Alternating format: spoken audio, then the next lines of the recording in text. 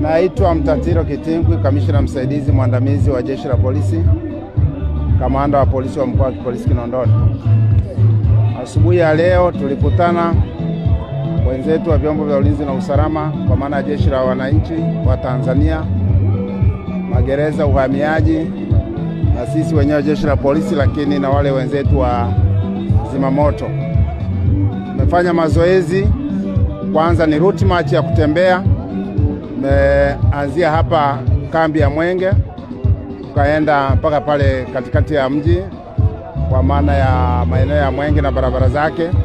Baadaye tumerudi kwa ajili ya kutawanyika, lakini lengo ni kujiweka vizuri kwa ajili ya mazoezi kimwili, lakini ni kuleta hamasa ya ushirikiano wa pamoja wa vyombo hivi. Kwa kweli ni jambo zuri sana. Pongezi kwa viongozi wetu wa juu, kwa maana jinsi ambavyo walitukumbusha pia maelekezo kwamba tuwe na forum kama hii ya kukutana pamoja, kutembea na kufanya mazoezi ya viungo, lakini mwisho tunakaa pamoja maafisa na askari wa vyombo mbalimbali.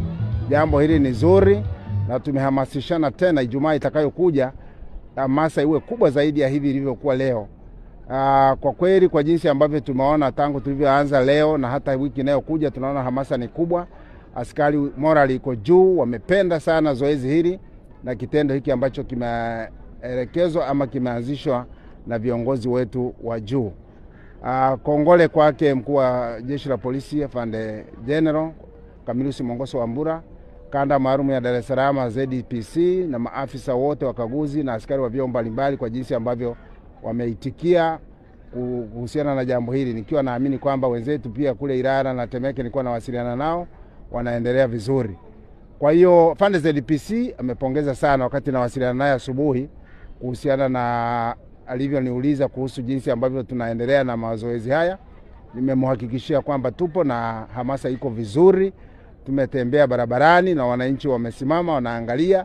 Kwa kweli inapeleka message fulani. Hawaongei, lakini unaona kabisa kwamba kuna message wanaipata, yani wanaona kama Jeshi la Polisi na vyombo vyake kwa ujumla, mkoa wa Polisi Kinondoni, kwa kweli tupo kwa ajili ya kuhakikisha kwamba wananchi wako salama.